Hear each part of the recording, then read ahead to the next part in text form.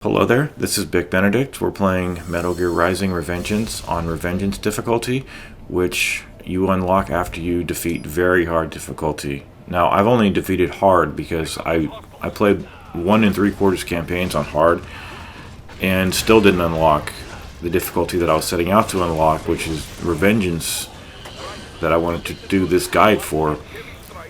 And I get better as a player if I'm getting mauled to death, and that was the case in hard difficulty because I've never experienced such excruciatingly just merciless difficulty. And like, I can't even compare it to Ninja Gaiden 2 because that game is a joke compared to this game on like the default difficulty you can start out on hard. So so we're on R-00. It's a prelude chapter, and it's a great chapter too, but it's really difficult. Like this fight here, I was just going to give up. You may have seen that my Road to Revengeance guide was pulled because I found out that there's 50 missions, and I couldn't unlock missions 6 and 7, so I just said I don't want it if it's not going to be complete. And okay, so for this guy, what we're going to be doing is I'm using light and heavy attacks indiscriminately on his legs. The main danger here is dead space in between you and the enemy. If there's any distance you have to cover, like from one side of the street to the next, he does a charge. Now that right there was automatic. And the reason I'm only taking one slash is because I had to do this for like an hour at least. And it takes off the same amount of damage as long as you do a single strike. You know, so why do 50 strikes or however many when it takes the same amount of damage? Plus, you know, I was growing weary of this and I was going to just give up. So the camera's absolutely atrocious here. You deflect the bullets by using the ninja run, and when he does his little jaw attack that precedes his fire attack, you can parry that or block. I don't know. See, the problem with this is that until the next chapter, you don't get any of the upgrades that you've carried over from your previous campaign. So these are just automatic. Like anything that you don't trigger via, I'm just going to be calling them. You can't block in this game. That's the thing. So what I'm going to say is just it's a perfect guard, like in God of War, because you either do that and take no damage, or you do a successful parry. Ooh, look at the fuck! Or you do a counterattack, which is towards the enemy, where the enemy's located, and then the X button. So that's the main like this game has huge problems, but I think the number one problem, I won't get into it that much because you guys need help here. This is all you need to do is just cover the street, run to him as fast as you can, and just remember that the heavy kicks that he does, they have a lot of recovery frames after them, a lot. So you can be trapped if you're going hog wild with hits. But I was using heavy attacks here without any real problems. One hit and you're dead here from any charge move, and he does any of the laser blasts, the fire. I have got hit by like the torpedoes that he sends down under the street, and it takes like 3/4. But the main problem here is having to survive this long, and in one hit, you're dead. You're just out of the game. So, I believe I will render all these files at 60 frames, but some of the chapters are really, really long. Like chapters 1 and 2, they're very long. So I won't be able to render those at 1080p. They'll have to be 720p, but I'll render this one in 1080p. But good God, is this game hard. And I'm still learning, but I think that I could hold my own as much as possible. I can't guarantee that I'll defeat this. So what I'm actually doing is I like to hold the lock-on button, which is R1 for me, so that I can actually, you know, so that I can make sure that he's hitting the target I want to hit. But sometimes he will attack the leg that you're not aiming after. Like this is like the worst situation right here. So you're running in this here. What I would advise, see, that was kind of lucky right there when he's running. Is kind of what I usually do is if I'm trying to cover distance, I'll center myself in the street, in the middle of the street, just stand in the center, and then I'll bait him into making a move first, you know, sort of like chicken, the game chicken, and then I'll just see if he's going to do the. It doesn't really matter. You just want to bait him and then go to one side of the street or the other. And I think the reason that I didn't perfect guard his jaw attack was because a lot of the times I was getting stuck. I don't know if there's any kind of a problem once you parry the attack. I don't know what we have. All I know is that you don't have the aerial parry here, so don't. Just beware of jumping, because I did not see it in the list. And plus, I was trying to do it in the air, successfully doing it, but he would just cut through it. So it's very limited what you can use here. And I will be using the nano paste. I mean, how can you not? It's like a healing item. I don't know what suits I'm going to be using. I don't want to give myself any extreme advantages. I definitely won't be using upgraded weapons like the Fox Blade.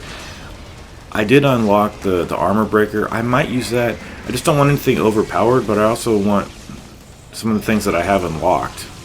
You know, I want to carry my upgrades. I didn't even realize until the end of the game that you can actually upgrade your weapons, like the strength and like the attributes. I didn't even realize it. So I went through the entire campaign on hard, and it was essentially a no upgrade run as far as like the weapon. I was doing chip damage to every boss, and I was parrying, but the parries were all chip damage too. And it wasn't until mission 7 or R-07 or whatever it is that I even realized you could. I'm a slow learner, very obtuse when it comes to learning new things, and in this game, it just, for as brief as it is overall, it took me a hell of a long time just to beat the game one time, like a week. Easily a week. This game is actually long when, you know, you keep dying over and over again. So just watch out for the flame here. Sometimes this is bad. Really, it's a prolonged fight. I like it, but I just think that the damage is out of control for a part that it's hard to adjust yourself when. See, I was moving in my seat trying to dodge the fire here because it's just out of this world crazy. And I will address my grievances. Did I already mention I've done this commentary like 5 times now, trying to get it right because there's so much to talk about in such a limited amount of time. But I did pull the Road to Revengeance guide down because there's too many missions and it's boring. And when I do a playlist, I like it to be as complete as possible, you know. So anyway, that I will have the score sheet here. If there's one thing that I have is less than 0 interest in, is my score at the end. I find that really pedantic and unnecessary, and I don't care what my score is at the end. As long as I defeat the chapter, that's all I care about. And some people are held back by that, and I say to these people, just play the game. So anyway, we're coming down here. There is what are they called? A data file down in there. What I was actually trying to do was slide into it, but you have to slide and then press Y to go in there. But I already have those. I got all the left arms, like I think I mentioned, and I have the armor breaker. So we're following. I forget his name. I just beat him earlier today.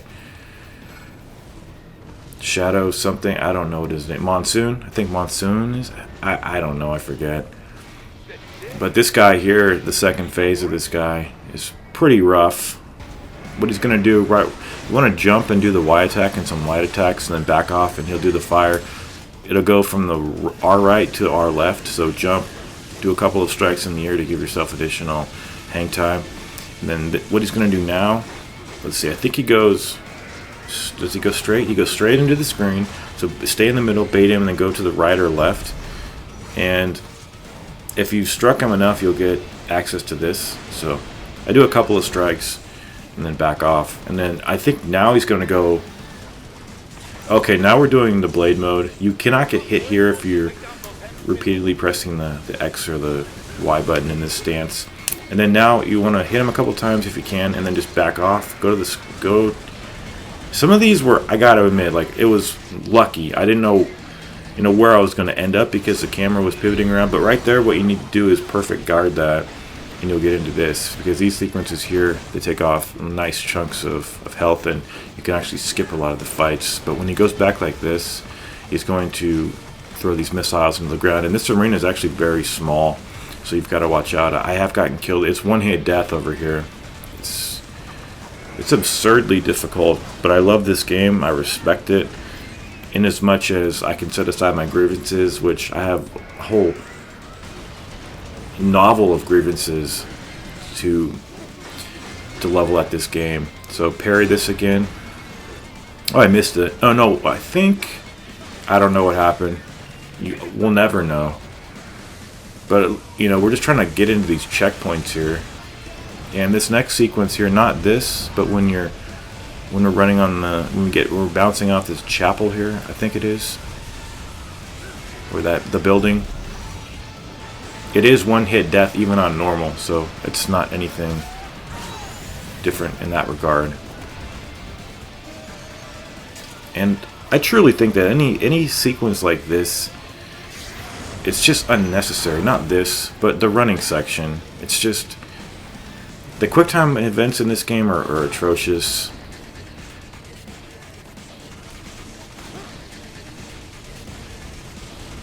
So just watch out that there's a side on the left that's crumbled, and you're gonna have to jump at the very end over his fire blast. And we'll be fighting Jets. Well, it's a scripted fight versus Jetstream Sam. I don't mind these QuickTime events. They're okay. And I like how they have the other ones nearest to that button faded out, because it gives you a point of reference. It's unnecessary, but it's still nice. See, I'll have these up. I'll have the scorecard. I'll have it at the end of the chapter too, because I know a lot of people like those, but I see no value in doing ranked runs. But that's just me. It's just how I like to play. There is a data file over here too. You need to stop right here, and it's at the bottom. Just use a guide for it. That's what I did. I used a guide for all the pickups, and I got most all of them, except a couple of the man in the boxes. I've trimmed out all the cutscenes over here, you guys. And this guy is one of the hardest bosses in this game when we get to him. But that's been this chapter. He's just going to slay us, and I will see you in data file R-01. It'll be the first real chapter, and it's a very lengthy chapter, so take care.